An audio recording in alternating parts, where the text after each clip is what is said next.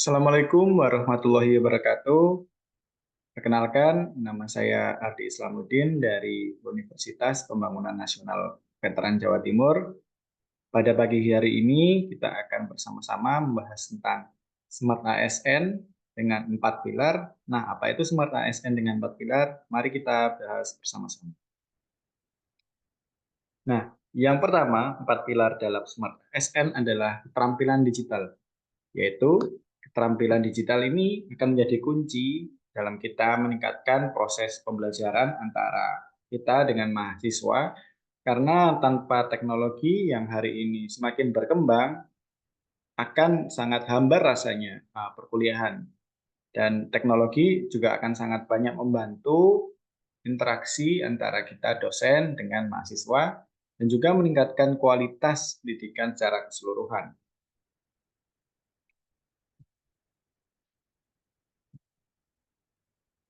Nah, contohnya adalah ketika kita bisa menggunakan LMS, Learning Management System, untuk pembelajaran jarak jauh.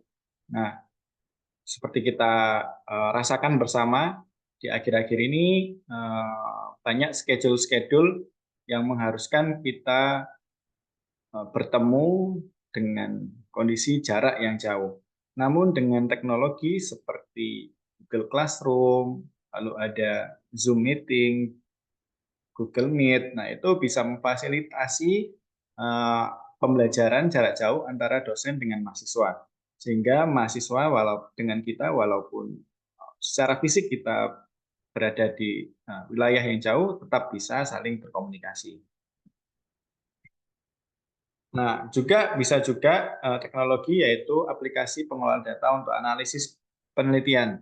Nah, karena banyak sekarang data-data yang masih mentah, namun belum bisa dianalisis, namun dengan aplikasi pengelola seperti Excel, Google Sheet, SPSS, nah itu memungkinkan dosen dan mahasiswa untuk melakukan analisis statistik dengan visualisasi data yang lebih baik, lebih efisien, dan lebih tepat. Ada juga konferensi video untuk kuliah daring. Nah, seperti Zoom, Microsoft Teams. Nah, itu bisa memfasilitasi kita dosen dengan mahasiswa meskipun berada di wilayah yang jauh, tapi bisa secara real time kita bisa bertemu dalam jaringan, yaitu difasilitasi dengan Zoom dan Microsoft Teams.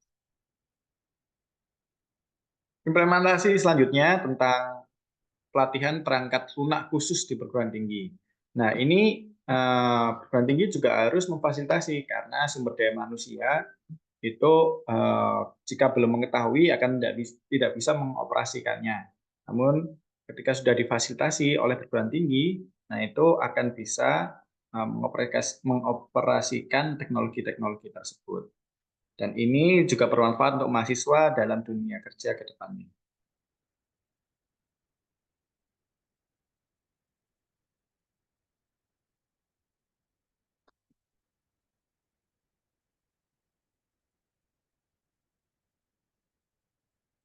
Pilar yang selanjutnya yaitu budaya digital. Nah, budaya digital ini memegang peranan penting karena kebiasaan kita sudah berubah dari yang dulunya konvensional, namun sekarang lebih digital dengan bantuan teknologi-teknologi yang ada.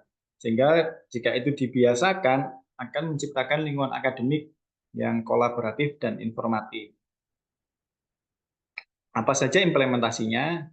Akan lihat bersama-sama.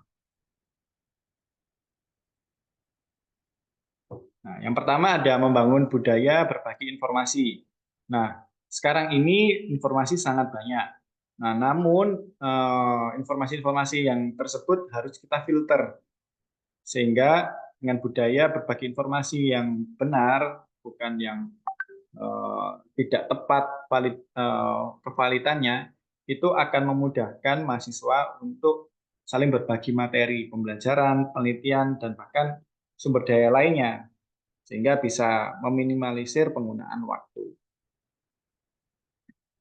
Lalu kita juga harus membangun forum diskusi daring, karena kita sudah tidak terpisah lagi dengan jarak. Nah, kita bisa mengajak ahli-ahli yang berada di belahan dunia yang lain untuk saling berdiskusi dalam jaringan.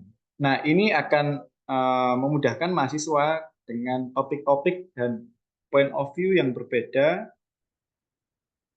yang akan menjadi masukan bagi penelitian kita ke depannya. Lalu ada juga blog penelitian. Nah, di sini rekan-rekan akademik bisa mempublikasikan hasil penelitiannya secara terbuka, sehingga bisa melatih budaya berbagi informasi, melatih juga budaya menulis, dan juga melatih budaya membaca.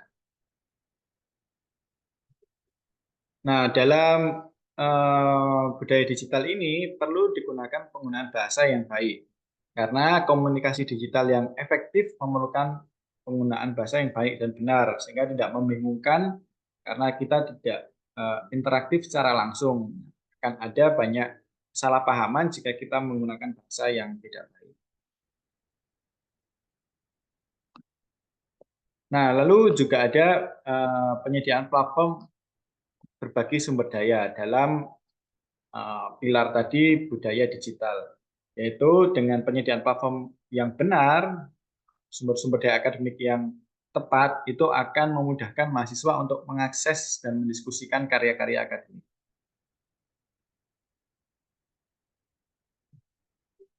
Nah, selanjutnya pilar yang selanjutnya adalah etika digital, yaitu merupakan etika digital ini adalah landasan penting dalam kita berkomunikasi dengan menggunakan teknologi informasi. Karena kita akan terikat secara kode etik terhadap kepatuhan dan prinsip-prinsip yang ada dalam kode etik ini, yang akan memastikan juga integritas, keadilan, dan tanggung jawab dalam pengelolaan data dan konten. Kepatuhan terhadap etika penggunaan data ini sangat penting karena akan menghindari kita terhadap tindakan-tindakan yang merugikan kepada sekitar. Juga pencegahan seperti budaya plagiarisme, nah itu juga akan menghindarkan kita dan membangun budaya kita agar menulis secara tepat dan benar. Dalam etika, kita juga harus menjaga privasi data penelitian. Nah, ini juga penting karena mencakup privasi subjek dalam penelitian. Nah, ini juga harus mendapatkan persetujuan jika ingin mempublikasikannya.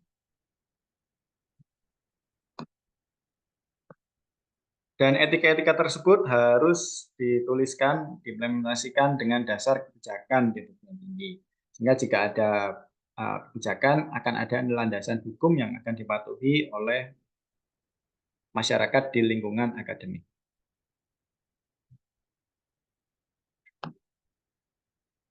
Nah, yang selanjutnya adalah keamanan digital. Keamanan digital ini sangat penting untuk melindungi data dan informasi.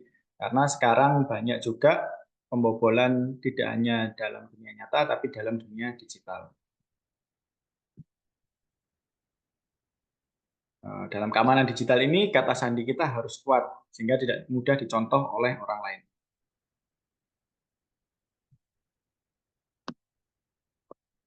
Nah, lalu harus punya juga kesadaran email, kesadaran terhadap tautan yang mencurigakan, yang bisa menjadi clickbait, yang akan mengantar kita kepada aksi-aksi seperti pencurian data.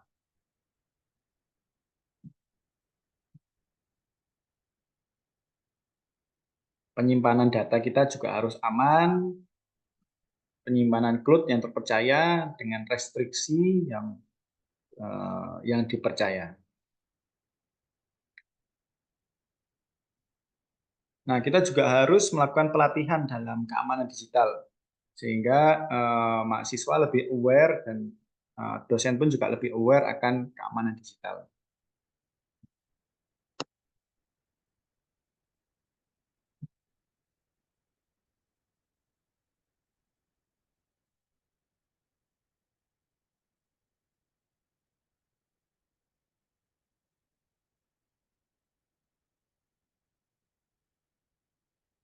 Nah, itu sekian yang bisa kita diskusikan pada hari ini, sehingga perlulah kita menyadari bahwa kemajuan zaman dapat manfaatnya, tapi juga banyak tantangan-tantangan yang harus dihadapi. Nah, kita harus mempersiapkan diri kita sehingga bisa memberikan banyak manfaat dan mengurangi resiko-resiko terhadap ancaman di dunia digital. Baik, sekian dari saya. Wassalamualaikum warahmatullahi wabarakatuh.